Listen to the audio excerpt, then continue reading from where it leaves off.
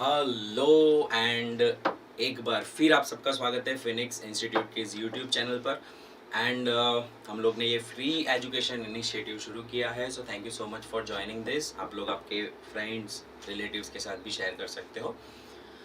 सो हमेशा की तरह आज का सेशन जो है वो भी मैं एक बहुत अच्छी सी बात से शुरू करना चाहूँगा कि हमेशा हम लोग को एक कन्फ्यूजन रहता है या एक सवाल रहता है कि मेहनत और भाग्य, मेहनत और नसीब, इन दोनों के बीच में क्या अंतर है।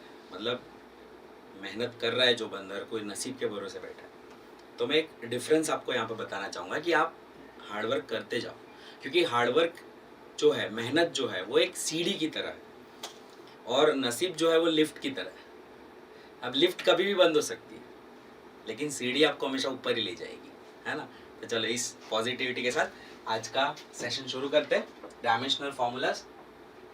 तो डायमेंशनल फॉर्मूलाज में हम लोग कहाँ तक पहुँचे थे। अच्छा, या before moving further, proceeding further, please please please Phoenix institute हमारी चैनल, मुकेश ददवानीस फिनिक्स, दोनों हमारी फिनिक्स की ही चैनल्स हैं। आप लोग अभी सब्सक्राइब कर लीजिए एंड आगे बढ़ते हैं हम लोग। Gravitational intensity.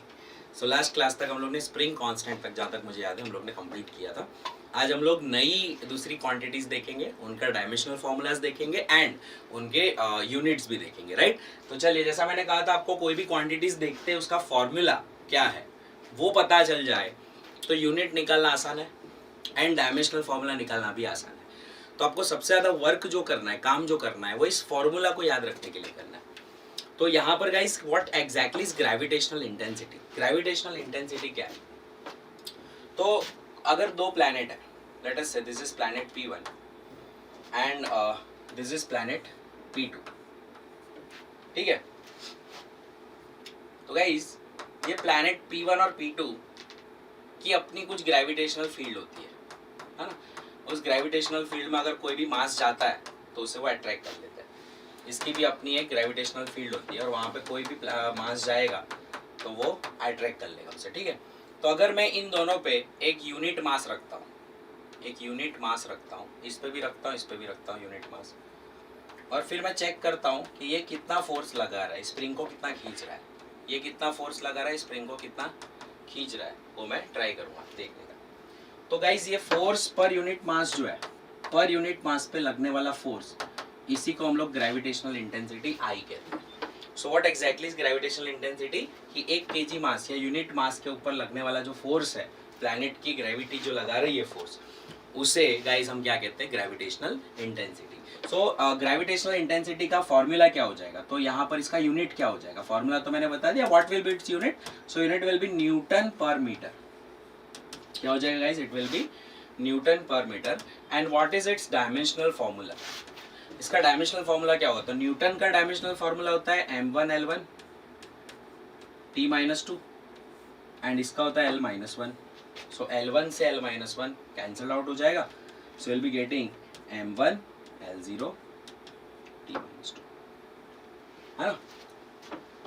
सो इस तरह से हमें, sorry, force per unit mass है, it's not, it's kg, it should be kg. So यहाँ पर न्यूटन पर केजी आएगा, न्यूटन पर केजी आएगा, ठीक है, it's not metre. So let's take it as m inverse, ठीक है। सो मास से मास कैंसिल आउट हो जाएगा, you will be getting L1T-2, क्योंकि ग्रेविटेशनल इंटेंसिटी एक तरह का एक्सीलरेशन ही है। ये क्या है guys? It is an acceleration. तो आप देख सकते हो कि gravitational intensity is nothing but gravitational acceleration. जो अर्थ का कितना है? अर्थ का ग्रेविटेशनल एक्सीलरेशन है 9.8 metre per second square.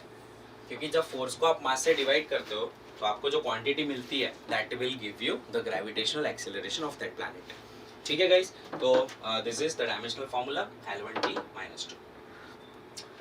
Next, अब ये क्वेश्चन पूछा हुआ है, the dimensional formula of pressure. चलिए, हमने कल किया था, आपको रिकॉल करो। What is pressure? Pressure is force upon area. What is force? m1 L1 T-2। What is area? L²।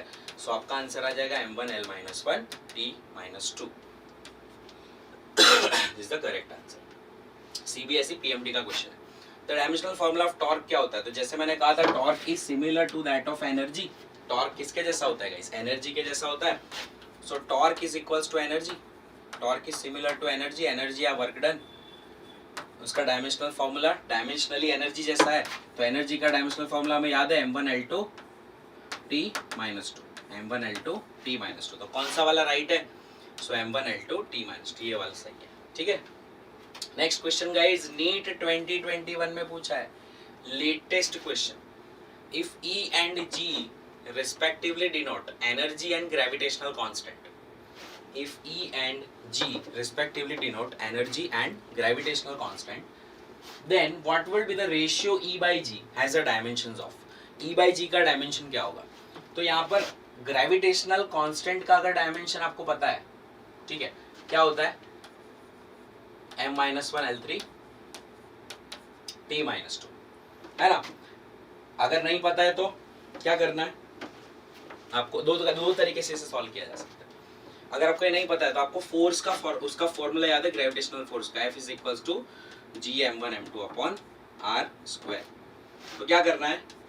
Fr²/m1m2 = G, है ना।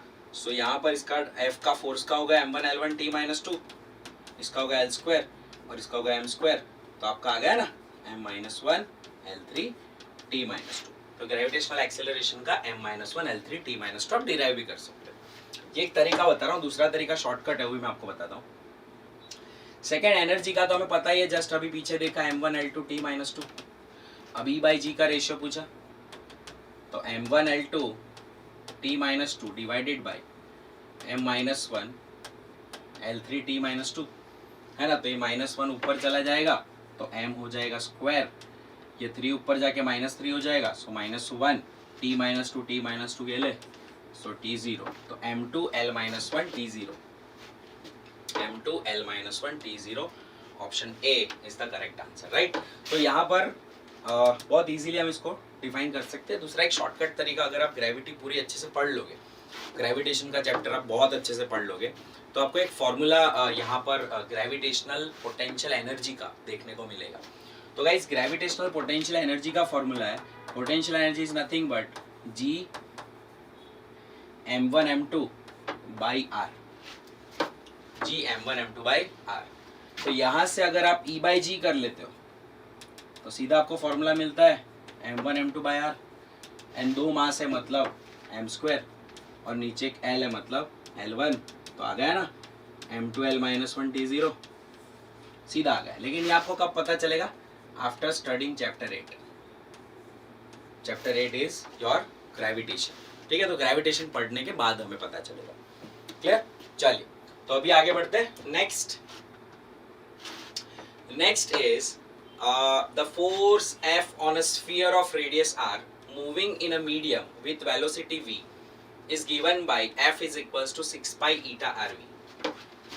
ये स्टोक्स लॉ है, चैप्टर नंबर 10 में हम लोग देखेंगे फ्लूइड्स में। F = 6 pi eta rv, ये फॉर्मूला स्टोक्स लॉ का है जो हम लोग चैप्टर नंबर 10 फ्लूइड्स में देखेंगे। लेकिन ये दे दिया है क्वेश्चन में, इसलिए no need to worry about the from where this formula comes, right. हमें फॉर्मूला दे दिया तो हमें कोई मतलब ही नहीं है, ठीक है। हमें सीधा डायमेंशनल पे अटैक करना है। तो यहाँ पे आपको पूछा है कि ईटा जो है, what is the dimension of eta. तो ईटा को हम अगर सब्जेक्ट बनाते हैं तो आपको वो मिलेगा F divided by R into V। अब फोर्स आपका क्या हो गया? M1L1 T-2 divided by what is R? R is the radius of sphere. तो radius of sphere is guys L1, and what is V? V is velocity, so velocity is L1 T-1 metre per second, L1 T-1 metre per second. अभी हम लोग क्या करेंगे?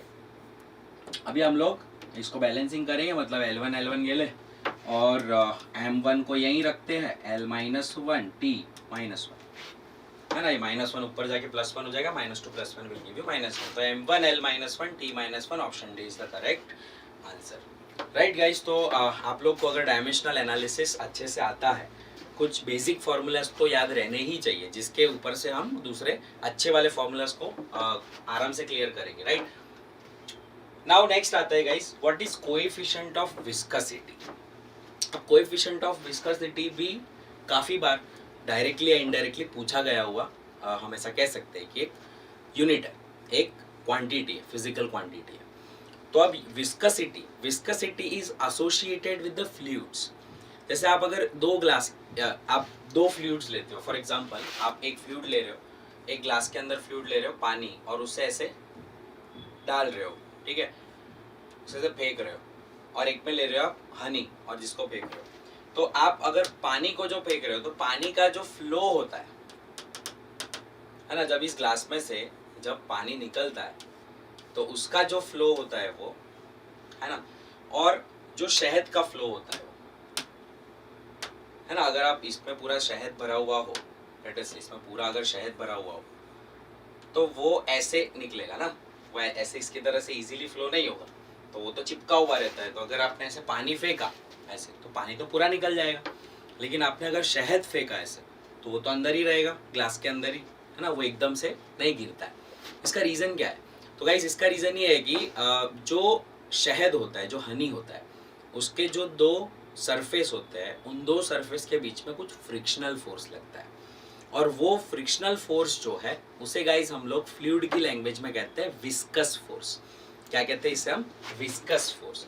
तो ये हनी जो होता है ना, इसके सरफेस के मतलब the frictional force acting between the surfaces of the fluid is called viscous force, है ना। क्या है ये? Frictional force acting between surfaces of fluids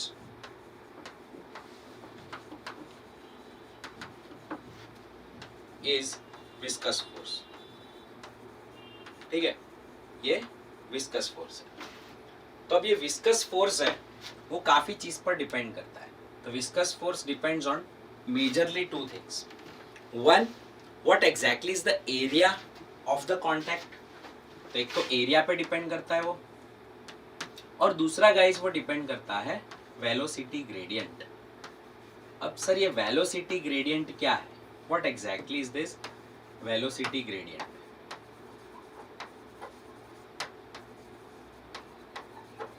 ये वेलोसिटी ग्रेडियंट अपने आप में एक टॉपिक है, छोटा सा ही एक यूनिट है, मैंने रखा हुआ है, आई थिंक कहीं पे तो मैंने डाला हुआ है क्वांटिटीज में।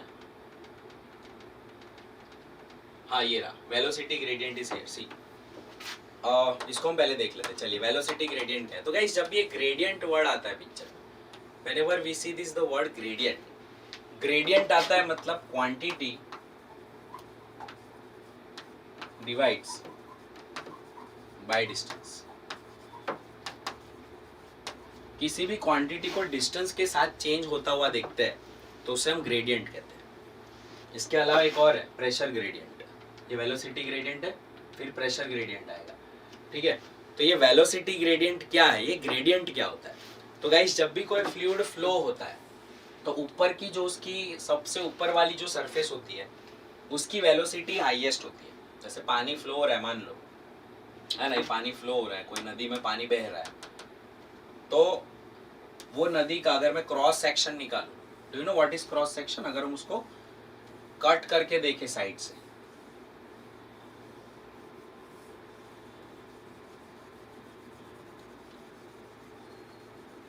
ठीक है, ये पानी का हमने क्रॉस सेक्शन निकाला, ठीक है। तो गाइस जो सबसे ऊपर वाली जो उसकी लेयर होती है, पानी की सबसे ऊपर वाली जो लेयर होती है, उसकी वेलोसिटी एकदम हाईएस्ट होती है, लेकिन उसके नीचे की जो लेयर होती है उसकी वेलोसिटी सब्सिक्वेंटली घटती जाती है, कम होती जाती है, ठीक है। अब ये कम होने का रेट आप देख रहे हो, लास्ट में जाके वो 0 हो रहा है, ठीक है। लेकिन अगर हम बात करते हैं हनी की, तो हनी के अंदर क्या होता है कि ये फ्रिक्शनल फोर्सेस इतने ज्यादा लगते हैं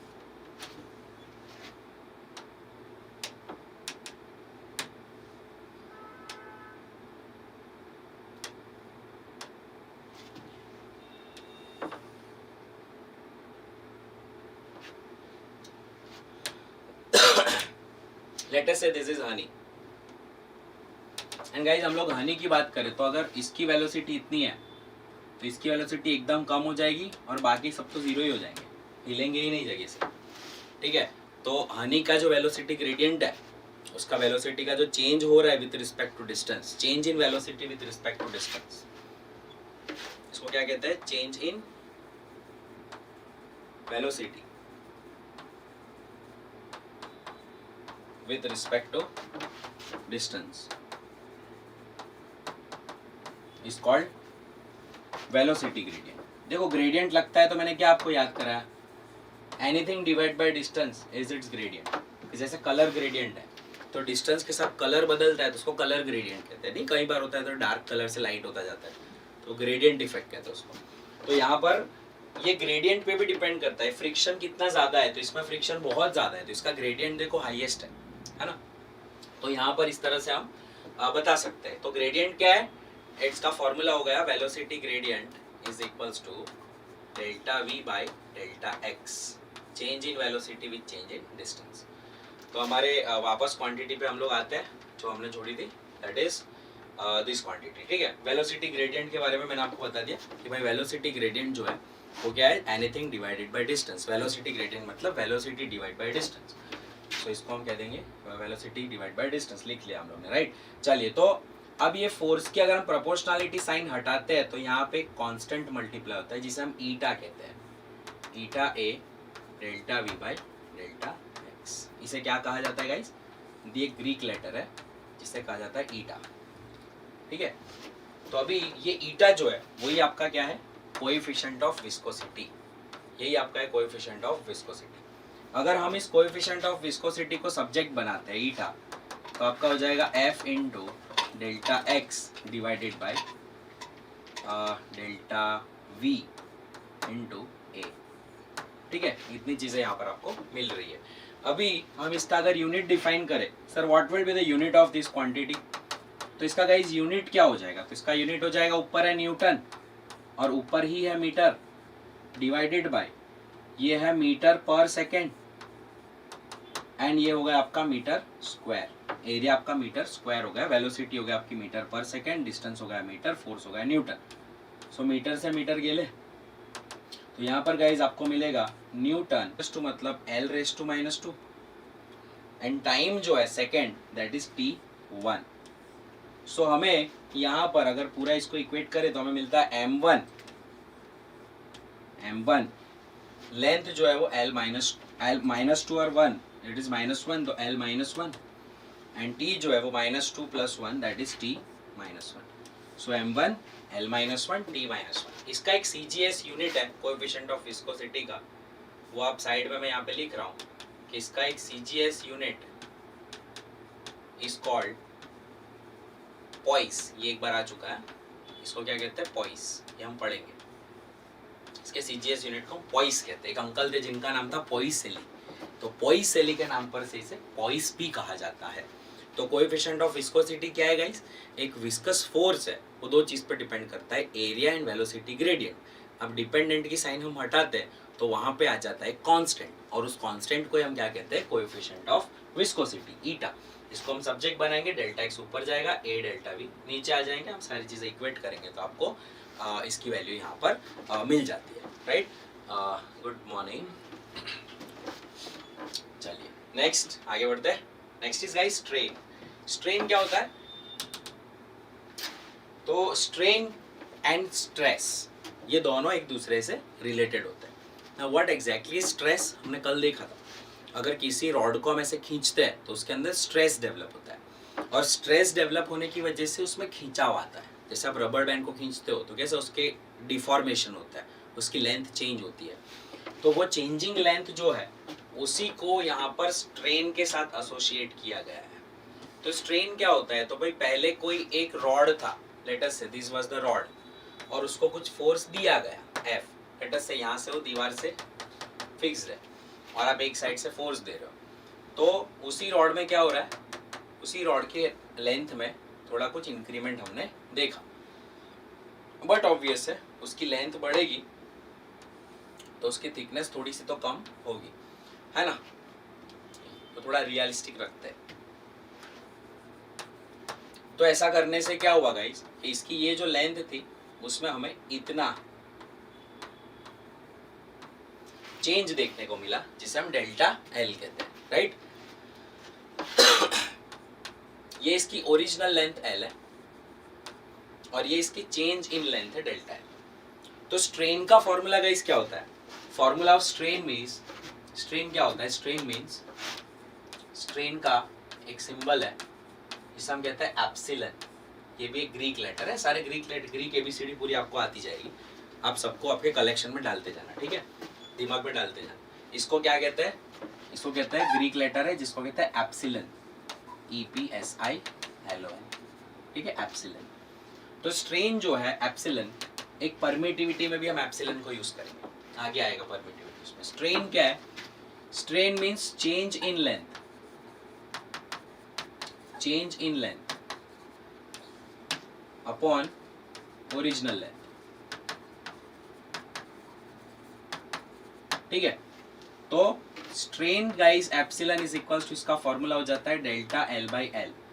अब यहां पर इसकी तो कोई यूनिट होगी नहीं, क्यों, क्योंकि सर डेल्टा L जो है ना, तो फॉर यूनिट की अगर हम बात करें तो मीटर अपॉन मीटर एक दूसरे को कैंसिल कर देंगे, है ना, तो ये क्या हो जाएगा, it's a unit less quantity, and unit less quantity is always dimensionless, है ना। यूनिट लेस क्वांटिटी जैसा हमने किस में देखा था, याद करो, हमने देखा था रिलेटिव डेंसिटी में देखा था ना, unit less quantity is always dimensionless, is always dimensionless,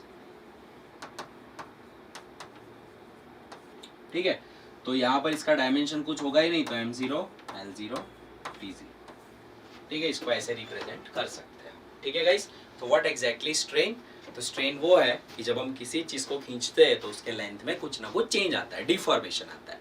तो वो डिफॉर्मेशन जो है वो डिवाइडेड बाय उसकी जो ओरिजिनल लेंथ है, वो उसका जो रेशियो होता है, उससे हम क्या कहते हैं guys, that is called strain. और क्योंकि ये भी मीटर में है, ये भी मीटर में है, तो मीटर बाय मीटर एक दूसरे को कैंसिल करेंगे, तो क्वांटिटी कैसी हो जाएगी, quantity will become unitless, right. And unitless quantity is always dimensionless, याद रखना, ये एक बार पूछ चुके हैं, ठीक है, ये एक बार आ चुका है स्टेटमेंट कि अगर क्वांटिटी यूनिटलेस है तो क्या जरूरी है वो डायमेंशनलेस होगी, बिल्कुल जरूरी है, unitless quantity is always dimensionless, right. चलिए तो आगे बढ़ते हैं, मॉड्यूलस ऑफ इलास्टिसिटी। अब ये मॉड्यूलस ऑफ इलास्टिसिटी क्या है, चलिए समझते हैं गाइस। जैसा मैंने आपको अभी कहा था कि हम कभी किसी बॉडी को स्ट्रेस देते हैं, इसको हमने खींचा, so we are applying force, we are applying force on a unit cross sectional area, है ना। तो हम इसको सिग्मा दे रहे हैं, सिग्मा इज स्ट्रेस, ये क्या है, स्ट्रेस। सो स्ट्रेस आपका क्या होता है, फोर्स अपॉन एरिया।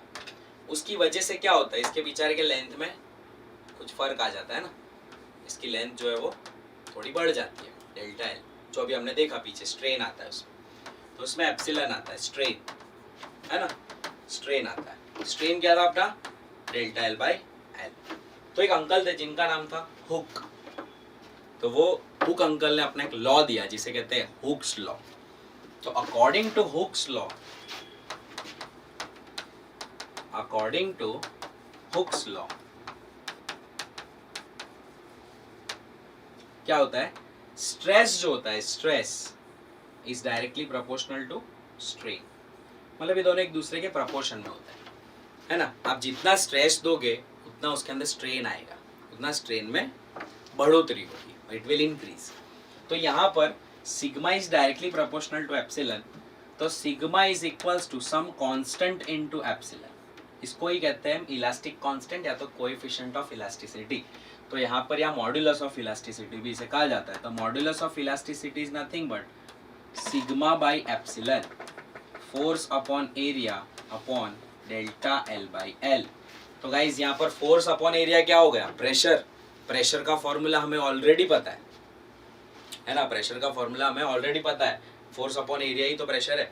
तो m1 L-1 T-2, तो ये हो गया आपका m1 L-1 T-2 divided by strain का तो कुछ है ही नहीं, अभी पीछे देखा हम लोग ने, स्ट्रेन तो कैसा है बेचारा, डायमेंशनलेस है, तो स्ट्रेन का डायमेंशनलेस है, तो m0 L0 T0 ये डायमेंशनलेस क्वांटिटी हो गई, ठीक है। तो यहाँ पर E is equals to modulus of elasticity का जो आपका डायमेंशन आ रहा है, it is similar to that of pressure. तो किसके ग्रुप में इसको डालना है, प्रेशर के ग्रुप में डालना है। तो यहाँ पर हम क्या लिखेंगे, it is similar to pressure.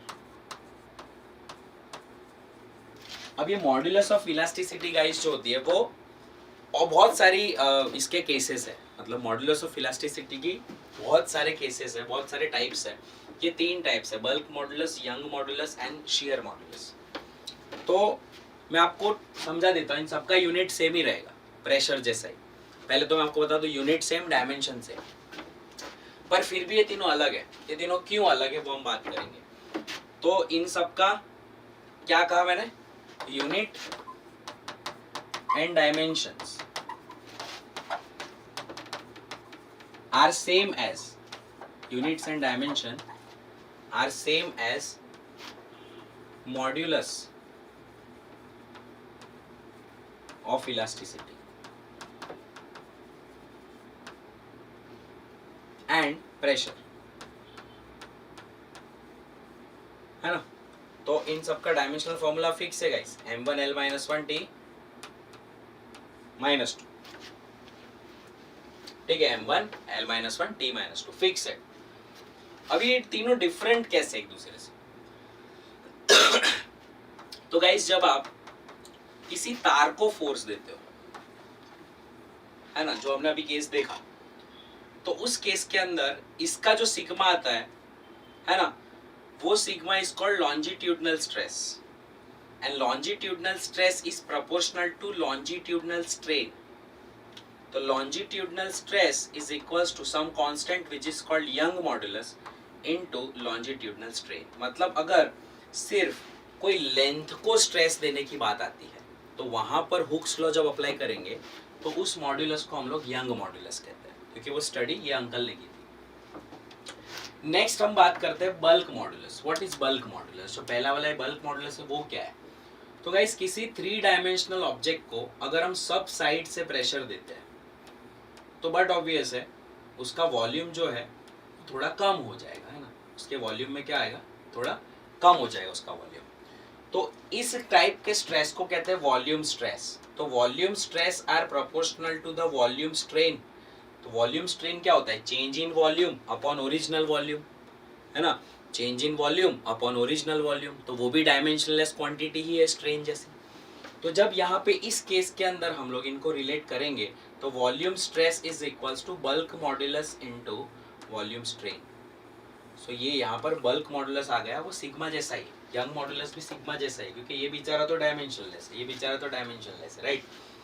अब गाइस किसी भी चीज को आप ऐसा फोर्स देते हो जो उसका शेप चेंज करे। जैसे फॉर एग्जाम्पल एक बॉक्स है, अगर मैं इसको यहाँ से फोर्स देता हूँ तो ये बॉक्स कुछ ऐसा हो जाएगा, ऐसा हो जाएगा, है ना। तो इसका ये चेंज होता है, तो इस टाइप के फोर्स को टेंजेंशियल फोर्स कहते हैं, और उनकी वजह से जो स्ट्रेस आता है उन्हें कहते हैं शियर स्ट्रेस। क्या कहते हैं, शियर स्ट्रेस, शियरिंग इफेक्ट कहते हैं। तो गाइस यहाँ पे आपकी जो शियर स्ट्रेस है वो shear stress upon shear strain, या तो shear stress is directly proportional to shear strain. तो shear stress is equals to shear modulus eta into shear strain.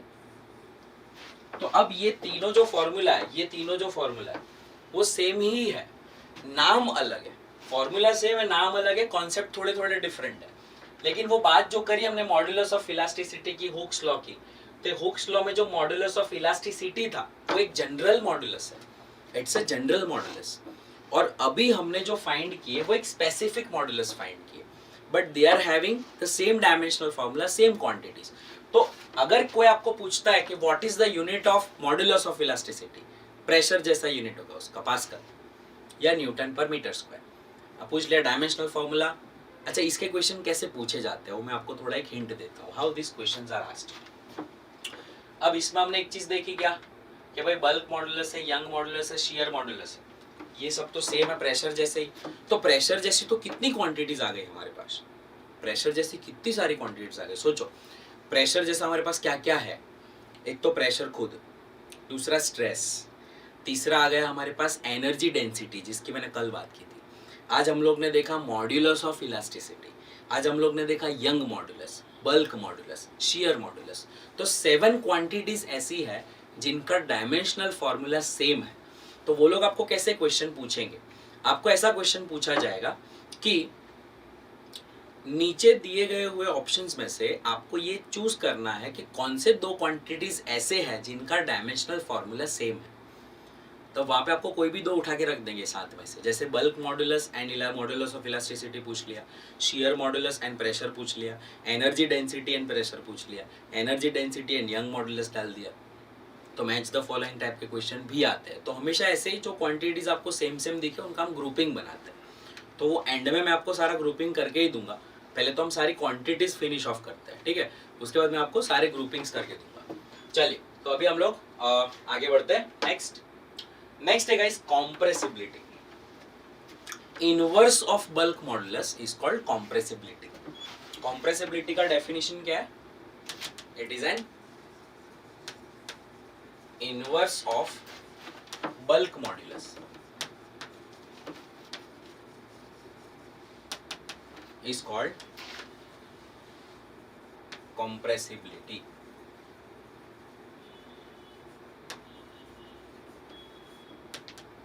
ठीक है, तो इसका सिंबल है K, तो K is equals to 1 upon bulk modulus.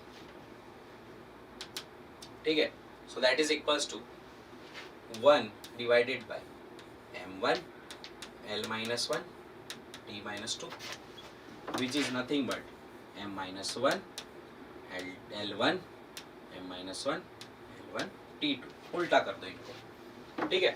तो ये आपका डायमेंशनल फॉर्मूला होगा किसका गाइस? कॉम्प्रेसिबिलिटी का। ठीक है, तो कॉम्प्रेसिबिलिटी भी काफी टाइम कैसे ना कैसे वो लोग पूछ लेते हैं, आपके नॉलेज में होना चाहिए। You should have a knowledge of each and every fundamental, each and every derived physical quantities. क्यों जरूरी है? ये सब तो आपको आ ही जाएगा, जैसा मैंने कहा अभी एमसीक्यू सॉल्व होने चाहिए, उसके लिए जरूरी है समझना। और मैंने जैसा कहा आपको फील कर लो, फॉर्मूले याद रख लो, आराम से आप यूनिट और डायमेंशनल पॉइंट फार्मूला दोनों को डिराइव कर सकते हैं। सिर्फ रिवाइज क्या करना है? फॉर्मूलाज रिवाइज करना है। जैसे प्रेशर क्या है? फोर्स अपॉन एरिया पता होना चाहिए। स्ट्रेस क्या है? फोर्स अपॉन एरिया पता होना चाहिए। ग्रेविटेशनल कांस्टेंट कहाँ आता है? तो F equal to G m1 m2 upon r2 वहाँ से आता है। स्प्रिंग कांस्टेंट कहाँ से आता है? तो F इक्वल टू kx से आता है, k equal to f by x। तो फॉर्मूलाज पता है तो सब कुछ कर सकते हो आप, ठीक है। तो ज्यादातर टाइम किसको दो? फॉर्मूलाज को दो। आगे बढ़ते guys. Next is Poisson's ratio. It's not like that जहरी रेशियो। एक अंकल थे जिनका नाम था पॉइजन, तो उन्होंने एक रेशियो दिया था जिसे हम पॉइजन्स रेशियो कहते हैं, ठीक है। तो पॉइजन्स रेशियो क्या है? तो गाइस अगर हम अभी जो कॉन्सेप्ट की बात कर रहे थे उसमें एक रॉड को, एक सिलेंडर को हम जब खींचते हैं, when we apply a force on it, ठीक है, तो ये सिलेंडर पतला होता जाएगा जैसे जैसे खींचेगा, है ना, ये ऐसे होता जाएगा, है ना,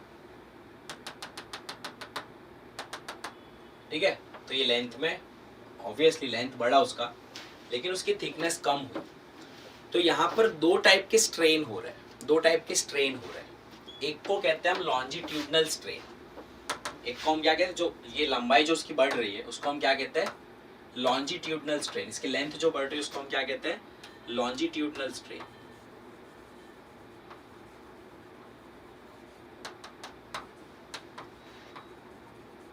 which is delta L by L. और इसका रेडियस जो कम हो रहा है उसको गाइस हम कहते हैं लेटरल स्ट्रेन। क्या कहते हैं? Lateral strain. तो गाइस लेटरल स्ट्रेन जो होता है वो change in radius upon original radius, ठीक है।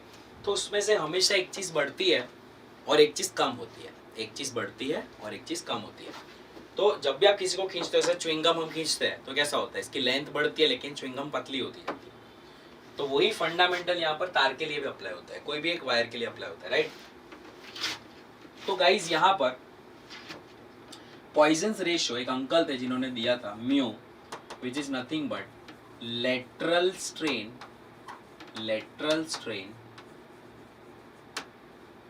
Upon longitudinal strain.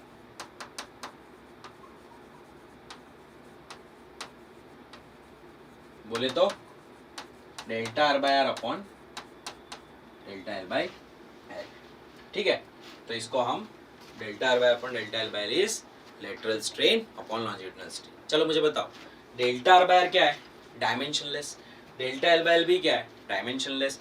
तो यहाँ पर हम लोग ये कह सकते हैं since it is a dimensionless quantity, तो म्यू भी कैसा होगा, mu is also a dimensionless as well as unitless quantity, as well as unitless quantity.